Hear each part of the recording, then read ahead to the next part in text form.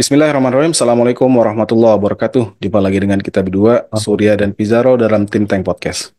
Kali ini tanggal 31 Desember ya. Besok mau tanggal 1. Kita mau update ini kan aja, update santuy. wartawan nggak ada libur kalau wartawan Ada itu. liburnya ya. Karena tanggal 1 besok Hmm. tanggal 1 besok tanggal 1 Januari 2025. Mau ini nih update update santuy tentang santai-santai aja ya. Tentang Middle East, Timur Tengah, ya dari Gaza, dari Suriah dan kawasan lainnya. Oke, kali ini mau ditampilin berita dari Gaza Media, front page Gaza Media. Ini ada laporan khusus yang akan menjadi ini kita nih, headline dari Tim Tank Podcast kali ini, laporan khusus tentang kaburnya Bashar al-Assad dan keluarga ke Moskow yang membawa di tengahnya membawa uang mereka ya, harta-harta mereka. Kemudian ada juga Kang Mas. Kang Mas membantah kabar penjajah menggugurkan lah ya, Islam mengeliminasi. Kita nggak pakai kata-kata ini nih karena emang berkaitan sama Google, kata-kata kayak tadi gitu, itu bisa mempengaruhi ini kita, video kita. Jadi yang bilang aja gugur deh. Kang Mas bantah Ismail Haniah gugur pakai bom presisi. Penjajah ngakunya ini ya, dieliminasinya pakai pakai bom yang ditaruh di bawah tempat tidur kan, di dalam kamarnya Pak Ismail ini kan. Tapi sebenarnya itu kayak apa ya, upaya dari mereka penjajah itu untuk membuat citra mereka tuh tambah garang gitu. Nih Iya. punya istilahnya badan intelijen gue bisa kemana-mana lu, bisa masuk ke kamar lu, naro bom gitu segala macam kan, jadi jangan macam-macam. Padahal sebenarnya nggak begitu. Dan ini aneh tanyain sendiri waktu takziah ke Doha bulan Agustus ya, Hmm. Agustus 2024 lalu kan.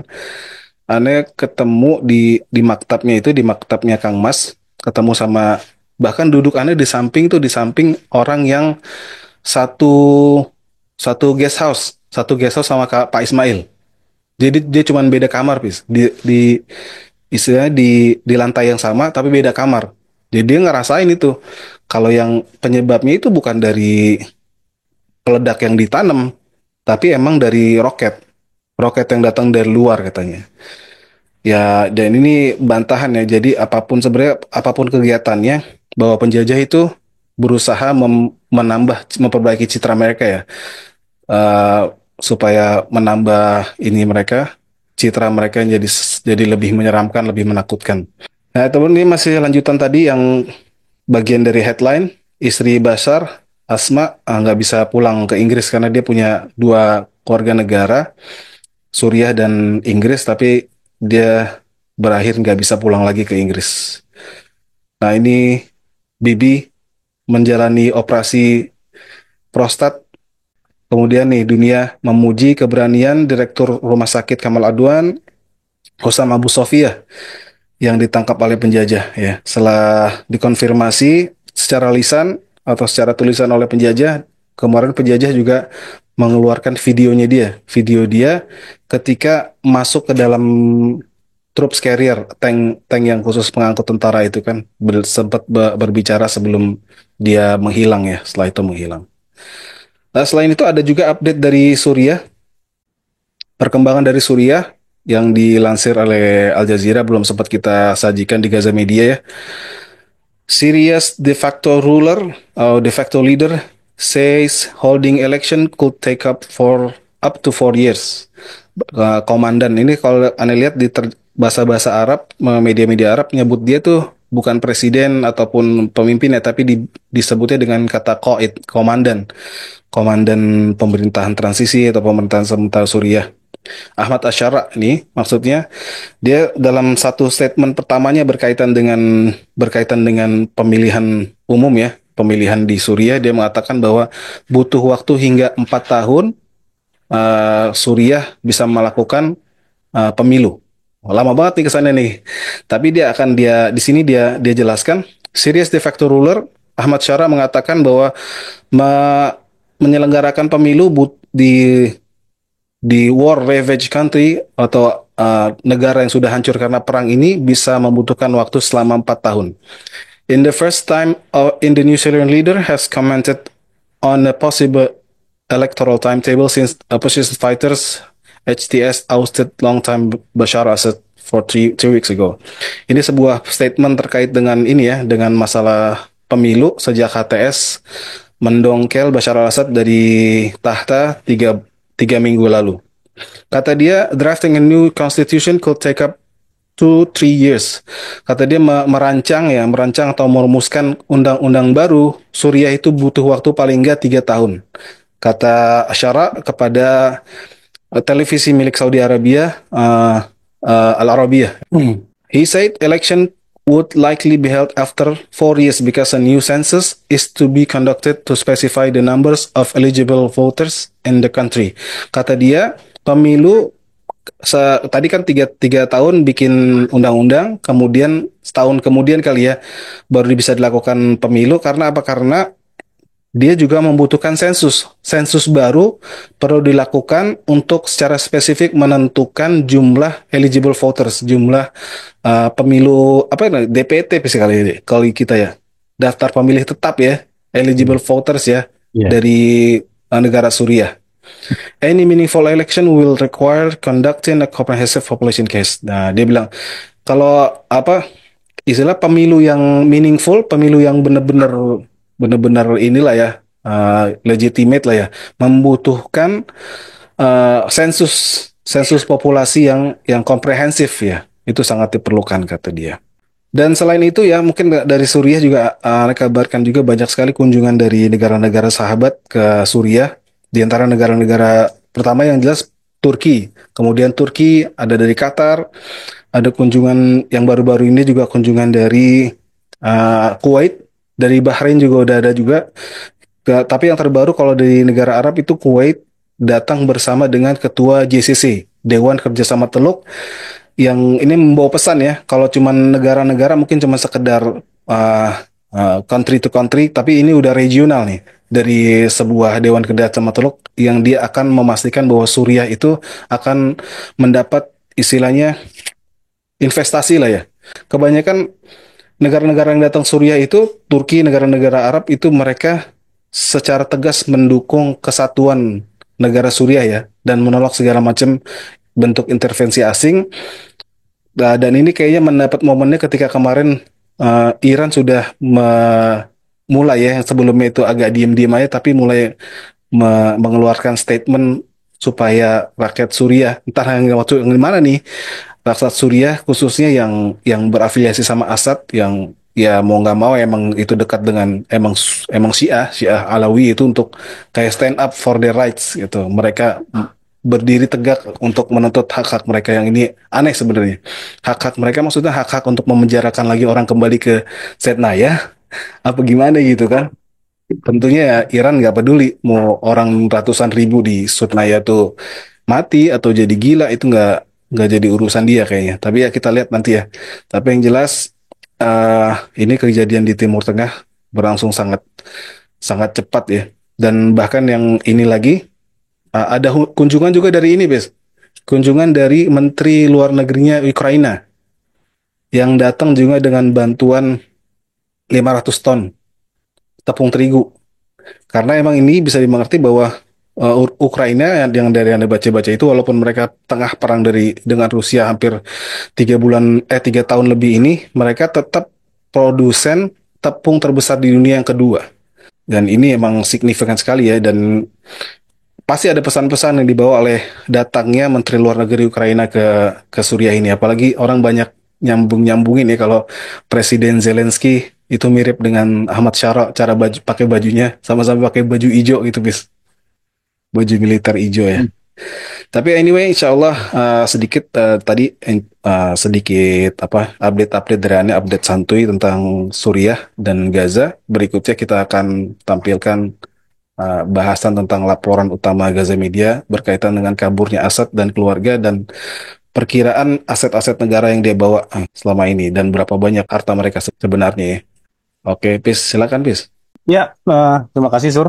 Ya, para penonton ya. Think Tank Podcast ya. Terima kasih atas dukungan selama ini. Kita kali ini akan membahas sebuah laporan khusus yang sangat menarik mengenai di mana saja persebaran uangnya Bashar Assad setelah dia kabur ke Moskow gitu. Dan selama ini bagaimana Bashar Assad sebenarnya itu menumpuk kekayaannya. Nah, ini kami rasa penting untuk kami angkat ya, karena ini isu yang lagi krusial sekarang, karena Assad itu kabur ke Moskow itu bukan dengan tangan kosong. Dia pasti sudah menyiapkan dana-dana taktisnya untuk bertahan, yang jumlah itu sangat besar ternyata gitu ya. Karena kemarin ketika masyarakat itu masuk ke rumahnya Assad aja kan, setelah Assad kabur itu ditemukan mobil-mobil mewah, peralatan-peralatan mewah ya, dan juga barang-barang yang selama ini kontras dengan kehidupan masyarakat Suriah yang sedang menjalani penderitaan, kemiskinan, keterpurukan ekonomi. Tetapi presidennya dengan segala kemewahan itu punya gaya hidup yang di luar akal kita selama ini. Bagaimana dia menumpuk kemewahannya itu ya di atas penderitaan dan darah bangsa Suriah. Nah, ini kita sudah Ini bikin laporan khususnya khusus. tentaranya yang cuman digaji $30 gitu ya, yang nggak nyampe tujuh Tuh, ratus ribu. iya, $30 bahkan mungkin 500.000 Sur. Ya, itu per bulan ya. Itu bukan per minggu ya, tapi itu per bulan. Ini sangat beda sekali dengan kehidupan Assad. Oke, ini kita ditulis oleh kontributor kita, kontributor bidang ekonomi Timur Tengah ya, Saleh Hering Huhir ya. Langsung aja Sur ya, kita bacakan ya. Yap. Baca ya. Citra yang ingin dibangun keluarga Bashar Assad adalah mereka ingin dikenal sebagai orang yang suka mengendarai mobil-mobil sederhana dan bersekolah di tempat-tempat pendidikan yang biasa. Assad juga kerap sengaja tertangkap kamera mengendarai sendiri mobil biasanya, bukan mobil mewah.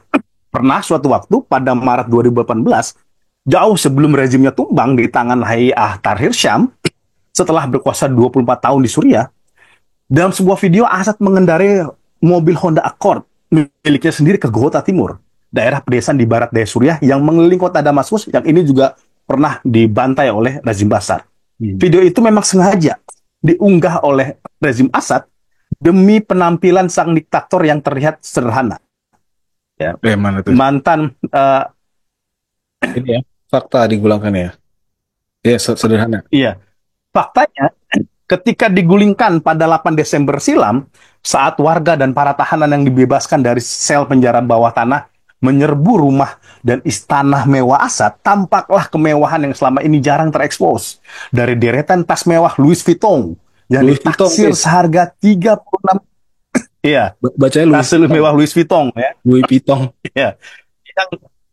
Yang ditaksir seharga 36.500 pound sterling atau setara dengan 730 juta ya, asumsi kurs 20.000 rupiah per satu pound, per satu pound sterling ya. Dilansir The Guardian, ada puluhan koleksi mobil Assad termasuk Aston Martin, Lamborghini, Lexus, dan Rolls-Royce, dan Ferrari F50 merah yang langka, yang harganya bisa mencapai 1,5 juta pound atau setara 30 miliar per unit. Mantan presiden yang sering dijuluki sebagai penjaga Damaskus itu kini sudah melarikan diri ke Moskow bersama istrinya Asma dan keluarganya. Presiden Suriah ke-19 itu berkuasa sejak Juli 2000 hingga digulingkan pada 8 Desember 2024. Assad yang juga sekjen Komando Pusat Partai Ba'ath ini memimpin Suriah usai melanjutkan kepemimpinan ayahnya Hafez yang menjabat sejak 1971 hingga 2000. Selama 24 tahun kepemimpinan Assad, tidak ada yang benar-benar tahu berapa banyak uang yang dimiliki sang diktator. Deplu Amerika Serikat memperkirakan kekayaan bersih Assad dan keluarganya mencapai 1 miliar US dollar hingga 2 miliar US dollar atau setara 30 triliun rupiah. Estimasi ini berdasarkan informasi sumber terbuka, tapi belum dapat dibuktikan. Kesulitan dalam memperkirakan kekayaan bersih Assad dan keluarganya secara akurat karena aset keluarganya diyakini tersebar dan disembunyikan di banyak rekening, portofolio real estate, perusahaan, dan perusahaan cangkang di luar negeri atau offshore di wilayah surga pajak, tulis dokumen resmi Departemen State Amerika Serikat. Setiap aset yang terletak di luar Suriah dan tidak disita atau diblokir, kemungkinan besar disimpan dengan nama palsu atau memakai identitas orang lain demi mengaburkan kepemilikan dan menghindari sanksi. Ketika keluarga Asad dan kroninya menikmati kekayaannya, warga Suriah justru hidup kelaparan. Laporan Bank Dunia tahun 2022 mengatakan 14,5 juta orang atau hampir dari 70% populasi Suriah hidup dalam kemiskinan. Sementara kemiskinan ekstrim mempengaruhi 1 dari setiap 4 warga Suriah. Media Jerman Deutsche Welle dalam ulasan bertajuk Syria, Where is Bashar Assad Money, melaporkan keluarga Assad memiliki real estate di Dubai, Moskow, hingga London dan memiliki lusinan rekening bank rahasia. Media Inggris The Standard mengutip beberapa sumber perbankan mengungkapkan bahwa Assad memiliki 55 juta pound atau setara 1,1 triliun yang disimpan dalam bentuk dana pribadi di rekening bank London. Uang itu adalah bagian dari 163 juta pound atau setara 3,3 triliun yang ditimbun Assad, keluarga, dan kroninya di rekening-rekening di Inggris. Ketika Perang Suriah meletus pada 2011, pihak berwenang di Inggris membekukan rekening Assad yang berisi 40 juta pound atau 800 miliar rupiah di cabang Bank Internasional HSBC di London. Perkiraan kekayaan pribadi Assad senilai 1 miliar US dollar atau 16 triliun kemungkinan hanya sebagian kecil dari kekayaan keluarga Bashar Assad. Perkiraan lain yang lebih spekulatif menunjukkan klan tersebut memiliki 200 ton emas atau setara dengan 280 triliun. Ya. Ditambah aset lainnya senilai 22 miliar US dollar atau 341 triliun. Beberapa pihak bahkan memperkirakan jaringan aset tersembunyi Assad dapat bernilai hingga 122 miliar US dollar atau, wah ini mencengangkan sekali ya, lebih dari 1.800 triliun ya, atau mendekati 1.900 triliun setelah semuanya dijumlahkan. Informasi tentang uang dan aset yang disita bank berwenang dan kasus pengadilan yang melibatkan anggota keluarga seperti sepupu Assad, keluarga Makhluf menjadi indikasi kuat seberapa banyak uang yang diperas diktator ini dan kroninya dari perekonomian Suriah. Misalnya, sepupu Assad, Rami Makhluf, sebelum berselisih dengan rezim Assad, dianggap sebagai orang terkaya di Suriah setelah Assad sendiri. Kekayaannya diperkirakan antara 5 miliar US dollar hingga 10 miliar US dollar atau setara dengan 155 triliun. Sepupu Makhluf lainnya, Hafez, memiliki rekening bank berisi sekitar 3,2 juta US dollar atau 50 miliar rupiah yang dibekukan otoritas Swiss pada 2016 karena dicurigai melakukan pencucian uang. Pada 2017, otoritas Spanyol dan Prancis menyita sekitar 600 juta euro atau 10 triliun properti milik paman Assad, Rifat Assad.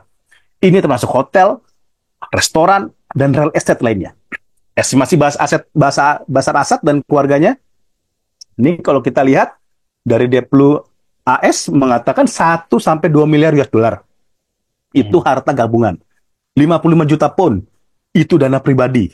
163 juta pound, itu dana gabungan. Versi The Standard Inggris, estimasi aset Bashar adalah 40 juta pound. Ya, yang ini dibekukan di HSBC London. Lalu ada 1 miliar US dollar. Ini dana pribadi, setara 16 triliun. Dan juga 22 dan yang ini data spekulatif, aset-aset itu 22 miliar US dollar, 200 ton emas dan juga 122 miliar US dollar. Financial Times, ini media keuangan ekonomi di Inggris, dan Deutsche Welle, media di Jerman, melansir properti Assad ada 18 apartemen mewah di Moskow. Kemudian keluarganya juga memiliki aset di Rusia dari periode 2018-2019. Real estate di Dubai, Moskow, dan London, dan lusinan rekening bank rahasia. Nah, pertanyaannya, bagaimanakah keluarga Assad bisa menghasilkan uang?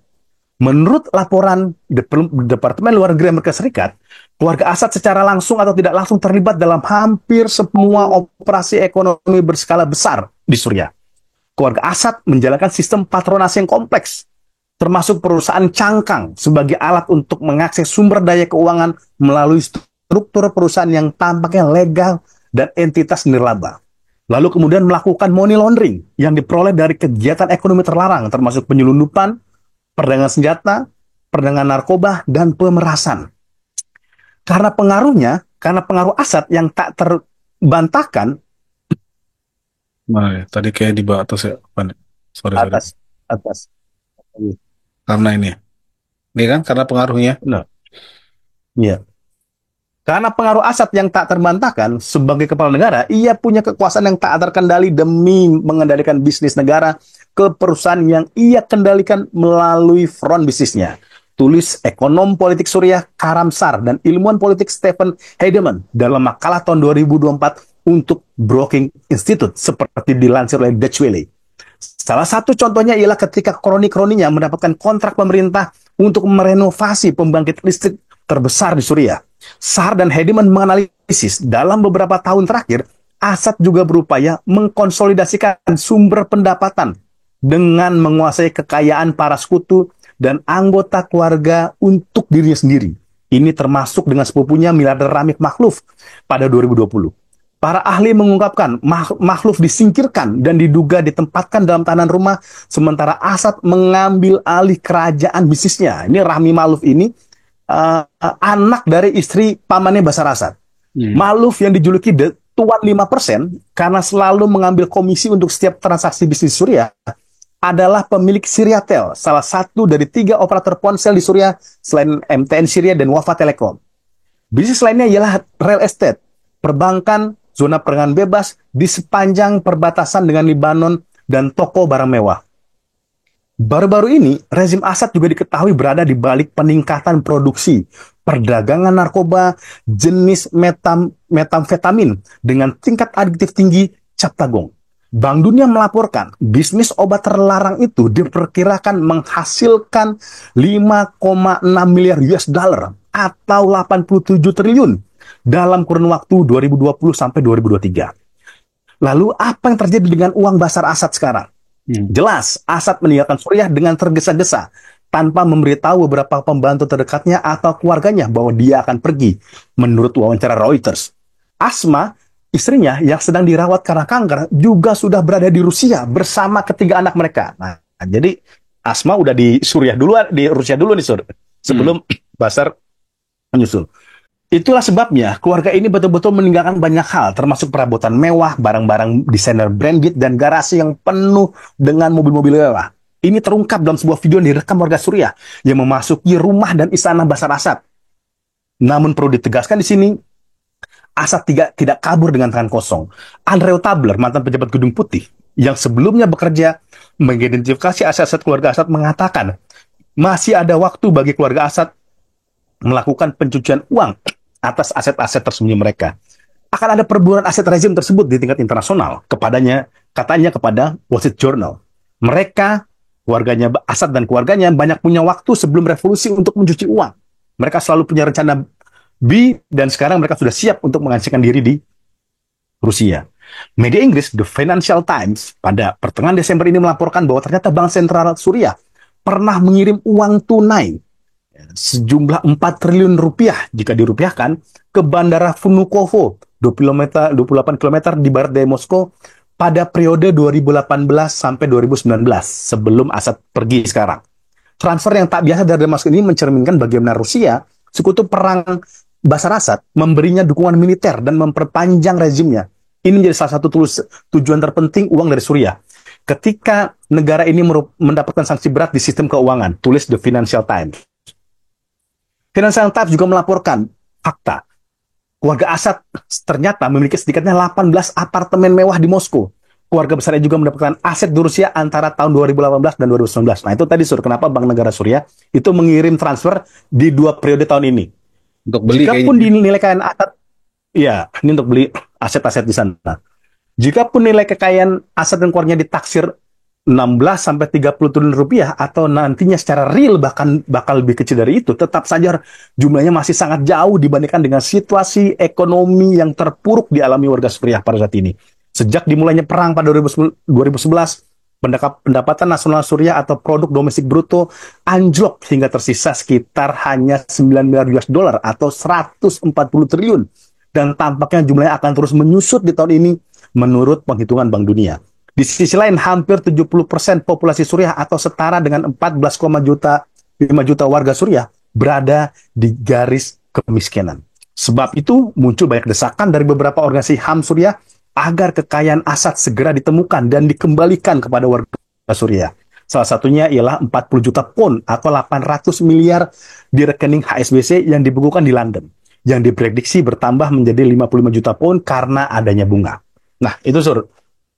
Jadi Ya. ya, laporan khusus kita ini sangat ya gila lah kalau kalau kalau gue lihat Surya, ini sangat gila bagaimana dia menumpuk kekayaannya di Moskow, menaruh uang-uangnya di rekening-rekening di Eropa, dan kemudian memelihara istrinya pakai Louis Vuitton ya Sur ya, Hmm. dan kemudian dia punya Lamborghini ya, kemudian mobil-mobil mewah yang lainnya, dan mereka bisnisnya itu money laundering Sur, ada penyelundupan ya, ada narkoba, dan juga ada pemerasan. Itu ya itu dana-dana haram lah kalau kita, makanya ini nggak berkah gitu hidup ini orang.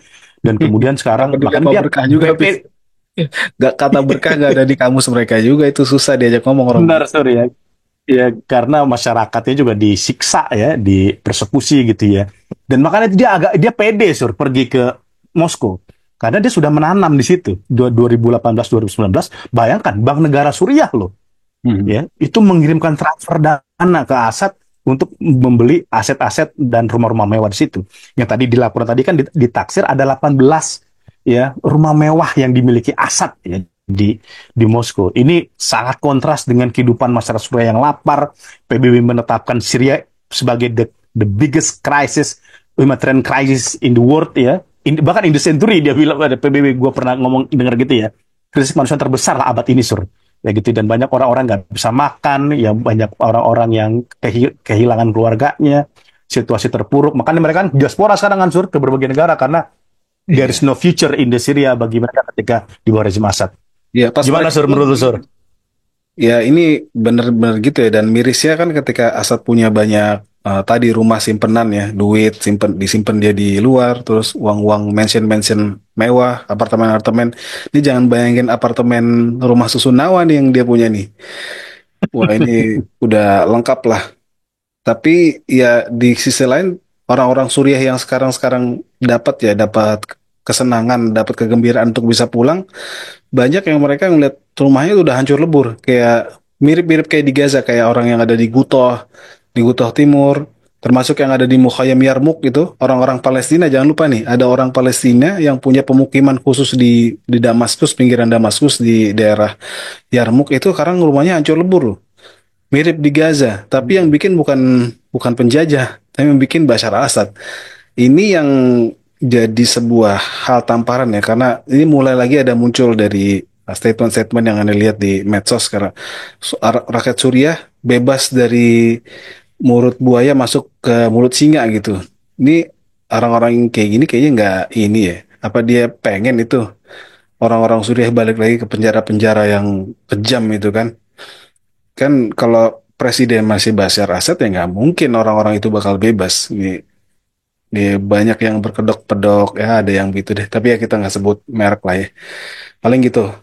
Dan ini kita bikinin bacain berita ini, mungkin kita kasih kasih nama program khusus nih, bacain berita. Setelah salah satunya adalah salah satu komen dari viewers yang mengatakan bahwa senang dibacain berita gitu, dia bisa nyimak video ini dengan sambil masak katanya bis. Tapi kayaknya Alhamdulillah. nggak bisa setiap ini ya, nggak bisa setiap berita kita giniin. Tapi kayaknya sih model-model laporan khusus gini layak lah. Ke depannya kita akan bikin satu edisi khusus atau program khusus yang dibacain berita dari awal sampai habis.